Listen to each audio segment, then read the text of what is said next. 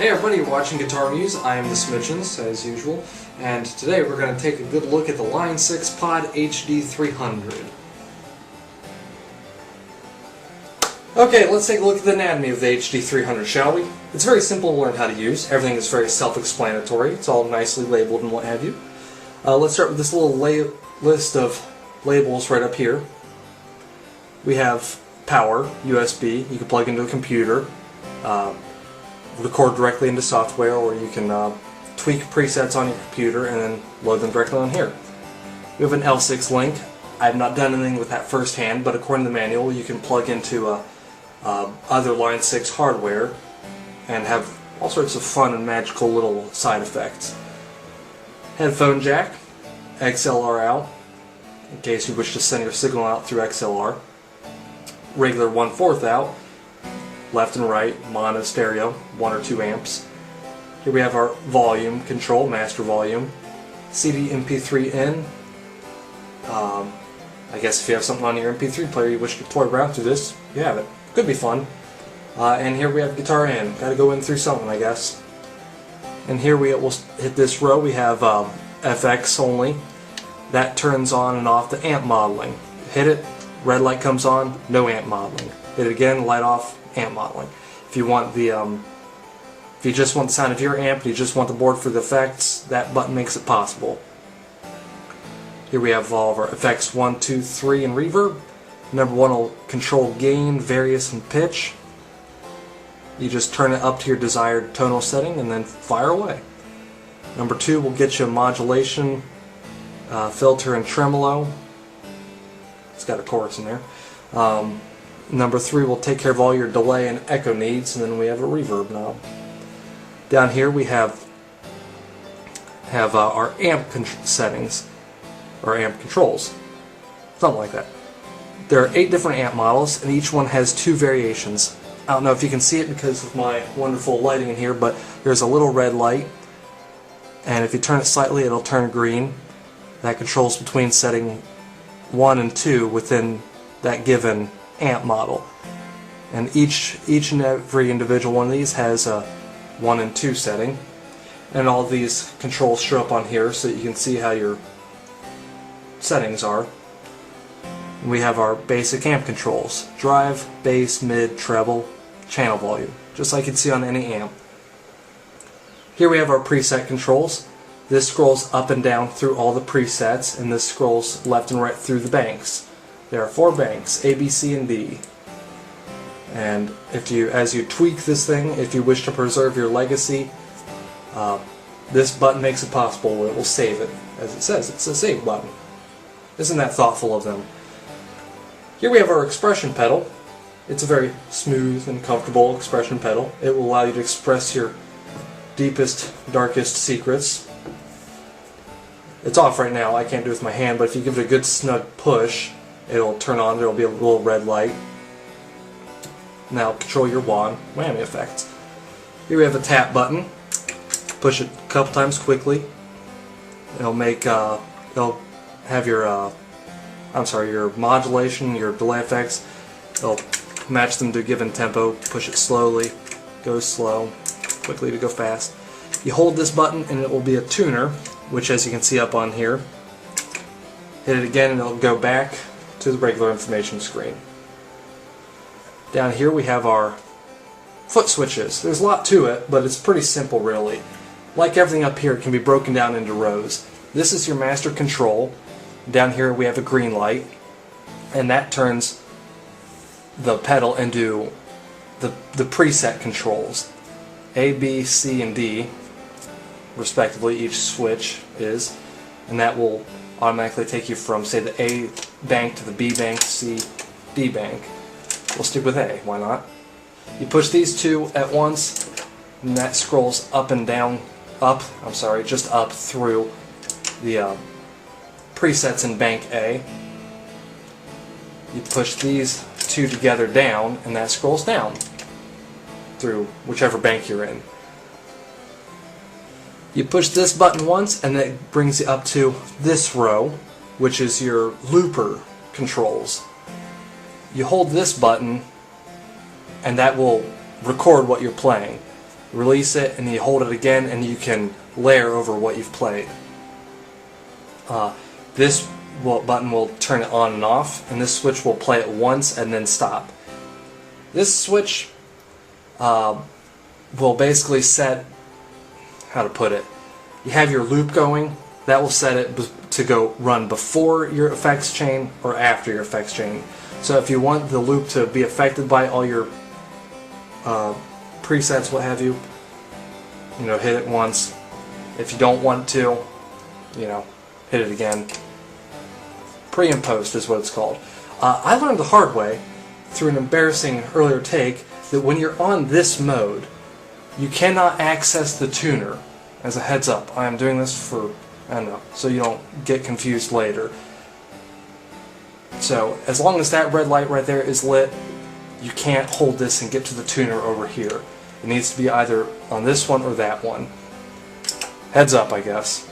Anyway, you hit it one more time, you go to an orange light here, and that turns this into amp and effects controls. This will turn the amp on and off, just like that switch. And this will control FX1, this will turn FX2 on and off, and that's the same with FX3. It's really very simple. Learning curve is nice and smooth. Nothing steep at all about it. So, yeah, I thought it was cool. Okay, good news first? Yes, good news. Pros, sure. I think the thing I appreciated the most out of this was the distortion and the overdrive. It's got a crisp, clear, responsive sound to it, which I appreciated. It's not a noisy pedal at all. So that's good. The cleans sound good, but I got a bias towards distortion and overdrive. I'm a junkie for that stuff, so I zero in on that. There's a lot of tube and analog modeling in here, and while I don't think it's going to convert any of the extremists out there, it's getting very sophisticated. Line 6 is doing a very good job at perfecting the art of digital, so I appreciate that. The build of this thing, it's made out of bulletproof bent sheet metal, as I've read, and it is durable. It will sustain your abuse for years to come. As I walked you through earlier, it's a very easy pedal to learn. The learning curve is very smooth, and I've learned almost everything about this pedal just by turning knobs and pushing buttons and seeing what happens. And it's one thing I appreciate about Line 6, they make their stuff very easy to learn. I looked at the manual, it's very easy to follow if you need it, so that's a big plus, but if you're like me and you hate them, don't worry. And probably most importantly, bang for buck. What you pay for what you get. This pedal costs about $330, I think, and you get a lot out of it. It's a very good quality pedal for what you pay. A lot of tonal potential out of this thing, and it's all good quality. There are some presets in there that are kind of wackadoo, but you're not buying this kind of thing for the presets. You're buying it for the tweaking potential, and there's a lot in there, so that's great. Big plus. And I guess bad news, maybe? I don't know. For lack of better say, work with me here. These are all negligible concerns, but, bear with me. The first thing I noticed that I didn't particularly appreciate is there's no power switch. If you want to turn it off, you have to unplug it. Again, that's a negligible concern because you're leaning over to do one or the other anyway, so, big deal. But it caught my attention, so heads up. And I have an X3, so I guess by default I kind of compared the two, and really it's kind of starting to compare apples and oranges. This thing focuses on doing fewer much better than the X3. The X3 has a lot more tonal potential because you can layer effects chains. This does not do that. It doesn't have as many amp models, but the quality of what you get out of these is much improved. If there was a way they could take the modeling quality and put it into an X3, perhaps we would no longer need anything else. But until then, this thing more so does its own thing. It goes in its own direction. So if you're on the fence looking to purchase whatever, don't think of this as the replacement, just sort of their previous lines. Just sort of think about what it is that you're looking for most, and I guess make your decision from there.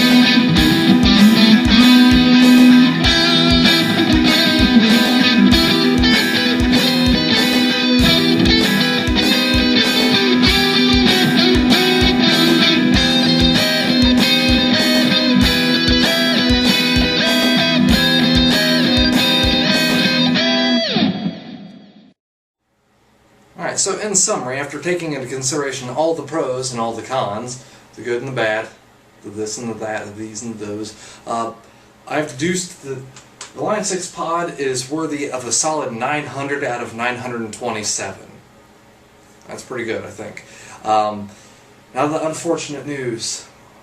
Just like last time, I have to part with this thing. Wish I could keep it, but no. We're giving it away, so I don't know the rules. That's up to the Guitar Muse overseer to decide, but sure enough, they'll be below the video right here. So, yeah, do what they say, and that'll be yours, not mine. So, good luck to you.